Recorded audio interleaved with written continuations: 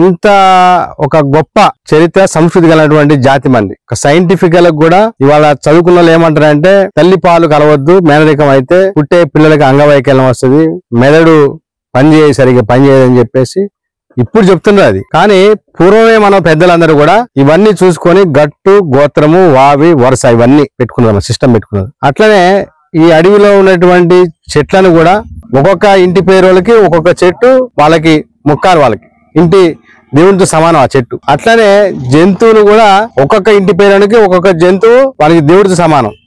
అందుకనే కొంతమంది తాబేలాంటి తినమంటారు, కొంతమంది అడవి పని తినమంటారు, కొంతమంది వేరే జింక తినమంటారు, ఒక పక్క దుప్పి తినమంటారు. ఇట్లా దేవుడు ఉంటారు వాళ్ళని, అంటే ఒక్కొక్క ఇంటి పై ఒకటి. ఇప్పుడు ఇవాళ ఏమైపోయిందంటే దంచుడే అన్ని దంచుడే, వాని దేవుడు తెలవట్లేదు, వాని చెట్టు తెలవట్లేదు, ఇప్ప చెట్లు మొత్తం ఆగమైపోయినాయి. మొత్తం ఇప్ప చెట్టు అంటే ఈ జాతికే ఒక దేవత ఉండేటువంటి చెట్టు. అది మన దేవతలందరూ కూడా ఇప్ప చెట్ల పైన ఉంటారు అంటారు. ఆ ఇప్ప చెట్టు నుంచే ఇప్ప పూలు, ఇప్ప పళ్ళు, ఇప్ప నూనె వీటన్నిటితోటి కూడా మనం జీవనం గడిపేది. కాబట్టి ఇప్ప చెట్టు అంటే అంత పవిత్రంగా చూసేది మనం. నరకొద్దు అనేది ఇప్పుడు కూడా మీరు చూస్తే ఛత్తీస్గఢ్ చూస్తే, కోయలు చూస్తే ఛత్తీస్గఢ్ వాళ్ళు ఇప్ప చెట్టు నరకరు, ఏ నరుకుతారు ఆ ఇప్ప చెట్టు నరకరు వాళ్ళు. కానీ మనం మర్చిపోయి మొత్తం సఫాయి చేసినాం. చెట్లు పోయినాయి, అడవి పోయింది, దేవుళ్ళు పోయిండు, గట్టు పోయింది, గోత్రం పోయింది. వేల్పులు అంటే ఇంటి వేల్పులు అంటే ఇంటికి ఒక దేవుడు ఉంటాడు. దంచరాళ్ళకు ఉంటది, అల్లెమ్మలకు ఉంటది, పొదిమాలకు ఉంటది, సుంచోళ్ళకు ఉంటది, సిద్ధబెన్లకు ఉంటది. ప్రతి వాళ్ళకి కూడా ఒక దేవుడు. అంటే దేవుడు అంటే ఎవరు? పూర్వీకులు. మన నాన్న ఫలానా, నాన్న వాళ్ళ నాన్న దాదా, అంతే కదా. మనం అమ్మ వాళ్ళ నాన్న అయితే తాత అంటాం, నాన్న వాళ్ళ నాన్న అయితే దాదా అంటాం.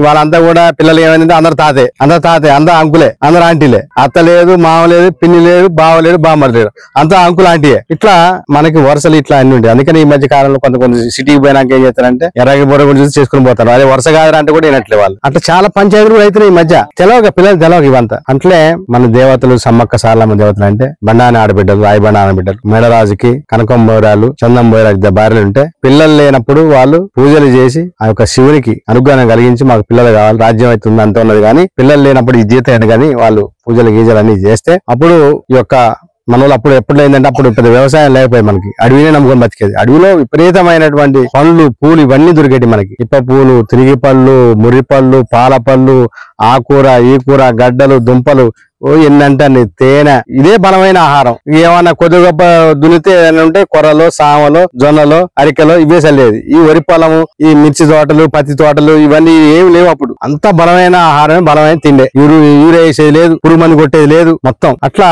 మనం ఆరోగ్యంగా ఉండే కాలంలో పిల్లలు లేనప్పుడు వాళ్ళు హోమం చేసి, యజ్ఞాలు చేసి, ఇవన్నీ పూజలు చేస్తే ఒకరోజు వీళ్ళందరూ కూడా అక్కడ ఉన్నటువంటి ఆ రాజ్యంలో ఉన్నటువంటి ఈ మహిళలంతా కూడా ఈ ఏమన్నా తీసుకొద్దామని గంపలు పట్టుకొని, జల్లి గంపలు పట్టుకొని పోతారు. పొద్దున్నే అడవికి పోతారు. నాకు తెలిసి మా అమ్మమ్మ కూడా ఎప్పుడు చూసినా అడిగి పోయేది. ఇద్దరు మేనమామలు జాయిన్ చేసేసరి అడిగి పోవాలండి అంతే. ఎందుకంటే పోవాలంతే. చిగురు గట్టలో, తురికి పళ్ళు, తురికాకులో, ఇప్ప పువ్వులు, లేకపోతే బంక. అప్పుడు బంక కూడా తినిపించి నాకు బంక, ఆకుకూర, తడిసి బంక, ఆకుకూరలు, బొద్ది కూర, చెమ్మకూర, తుమ్మకూర ఇవన్నీ తినేది. ఇట్లా పోయినప్పుడు వెదురు వనంలో ఒక సప్పుడు అవుతుంది, జంతువులు పెద్ద పెద్ద శబ్దాలు అవుతున్నాయి, పుళ్ళు అరుస్తున్నాయి, నెమళ్ళు అరుస్తున్నాయి, జింకలు, ఈ మన గుడ్డేలుగులు ఇవన్నీ అరుపులు బాగా వినపడుతున్నాయి వీళ్ళకి. అది ఏదో అవుతుందని చెప్పేసి వీళ్ళు ఏం చేసినంటే వీళ్ళందరూ కలిసి మొత్తం ఎక్కడైతే ఆ శబ్దం అవుతుందో అక్కడ పోయి మొత్తం ఈ కోయి ఆడబిడ్డలు. అప్పుడు వేరేటోళ్ళు ఎవరు లేరు, బాపనోళ్ళు లేరు, రెడ్డోళ్ళు లేరు, కమ్మోళ్ళు లేరు, సూదరుడు అసలు ఎవరు లేడు. అడవిలో అప్పుడు ఎవరు ఉండేది? ఆదివాసీలు, కోయ రాజు, ఇదంతా మొత్తం అడవి అంటే మొత్తం కోయలు ఉండేది. అప్పుడు పోయినప్పుడు అది చూస్తుంటే వెదురు బుట్టలో ఆ వెదురు వనం దగ్గరే పాప మెరుస్తున్నది. బాగా మెరుస్తుంటే ఏంటిదా అని చూస్తుంటే అన్ని తిరుగుతా ఉన్నాయి జంతువులు, మొత్తం పులులతో సహా మొత్తం కాపలా ఉన్నట్టు. వీళ్ళు వెళ్ళి ఆ పాపని చూసుకొని, పాపని ఆ చిన్న పాప ఉంటే తీసుకొని రాజ్యానికి పట్టుకొచ్చారు. మళ్ళీ అప్పుడు ఏంటంటే ఇప్పుడు అంతకుముందు కూడా పూర్వం మన 20-30 ఏళ్ల కింద కూడా ఏదైనా జరిగితే ఎంబటే పటేల్ చెప్పాలి. ఆ విషయం ఏం జరిగినా చెప్పాలి, పటేల్ చెప్పాలి, వచ్చి ఊరికి చెప్పాలి. లేకపోతే మా తప్పైతుంది. అది మంచి కానీ చెడు కానీ ఏదైనా సరే ఊరికి రావాలి, ఎంబటే పటేల్ చెప్పాలి. అట్లే వాళ్ళు కూడా వచ్చి వాళ్ళ ఊర్లో వాళ్ళ పటేల్ చెప్పారు. ఇట్లా అడిగి పోతే ఆ గడ్డలకు వస్తుంటే ఒక వెదురు వనం దగ్గర ఇట్లా పాప దొరికింది, గంపలో ఉందంటే పట్టుకొచ్చాడు. అరే అని పటేల్ చేసిన మళ్ళీ రాజుకు చెప్పాలి కాబట్టి రాజు చెప్పకపోతే వాడు నన్ను మళ్ళీ శిక్షిస్తాడు. పటేల్ ఎవరు రావిడాన్ని ఎక్కడో పాప వచ్చిందని తీసుకొచ్చి ఊర్లో పెట్టిందని. అప్పుడు మళ్ళీ ఆ రాజు దగ్గర తీసుకుపోతే ఆ రాజు అప్పటికే ఇవన్నీ పూజలన్నీ శివుని మొక్కి నాకు బిడ్డలు కావాలంటున్నాడు కాబట్టి ఇది శివుని వరంతోనే దొరికిందని చెప్పేసి ఆ రోజు కార్తీక పౌర్ణమి అన్నట్టు. ఆ రోజు ఆ సమ్మక్క తల్లి దొరికిన రోజు కార్తీక మాసంలో పౌర్ణమి రోజు. అప్పుడు ఆ సమ్మక్కని అప్పుడు పెంచుకోవడం వాళ్ళు ఫస్ట్ ఆ కనకం బోయరాలకి ఇచ్చింది పెద్ద ఆమె. చిన్న ఆమె అప్పుడు పిల్లలు స్టార్ట్ అయ్యారు. చందం బోయరాలకి నాగులం పుట్టింది. అట్లా తర్వాత తమ్ముళ్ళు, మాన్యుడు, ఆ తర్వాత బాలకుమారుడు, కాసాల నాయుడు, ఉయ్యాల బాయుడు. ఈ కసాల నాయుడు చింతలకుంటే ఉయ్యాల బాయుడు బచ్చలోడికి, బచ్చలోకి ఉంటే ఆ దేవుడు అక్కడ ఉండగా తెచ్చుకోండి అంటే తెచ్చుకోవట్లేదు. ఇప్పుడు అదో పంచాయతీ ఉన్నది.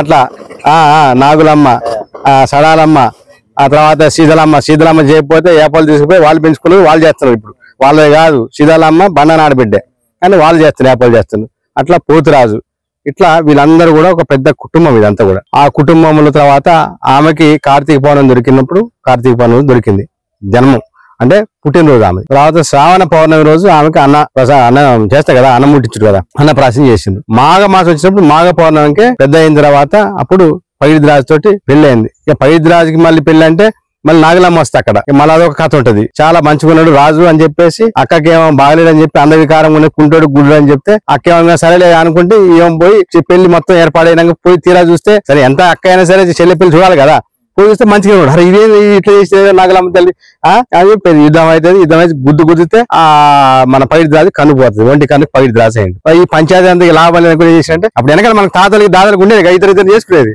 కానీ ఏమైతే ఏమైంది కానీ ఇక రాజ్యం ఎంత ఉంది, పగిడిద్రాజు కూడా రాజ్యం ఉన్నాడు ఏది ఛత్తీస్గఢ్ దగ్గర మద్దూరు కొత్తపల్లి రాజ్యం అయింది. అయితే ఈ యుద్ధాన్ని చేసుకున్నాడు. యుద్ధాన్ని చేసుకున్న తర్వాత ఈ రాజ్యం నడుస్తుంది, అంతా బాగా ఉన్నారు. మనం ఎవరి జోలికి పోవు, మనం పోయలేం. ఎవడన్నా మన దగ్గర వస్తే తిండి పెడతాం, మనం ఇంకా మంచి చూసుకుంటాం. ఉంటావా అంటే ఉండంటే గుడి చేసుకుంటా అంటాం, ఇంకా దున్నుకుంటా అంటే ఇంత భూమి ఇస్తాం, లేకపోతే ఇంత గంజో ఏదో గడకో పెడతాం అని పెడతాం. అటువంటి మంచి స్వభావం మనకి. అయితే ఈ కరువులు దాటం ఇవన్నీ దాటం వల్లనే అప్పుడు ఈ పన్నులు చెల్లించకపోవడం కాకతీయులు యుద్ధం పోయింది. యుద్ధం పోయినాక యుద్ధం చేసింది మొత్తం శత్రుసేన కకావికలు చేసి సగం మంది చచ్చిపోయారు. ఇక లాభం లేదనుకో అని చెప్పేసి వెళ్ళిపోతే మన సహజమే కదా, మన కులంలో ఉన్నది ఏంటంటే ఎంత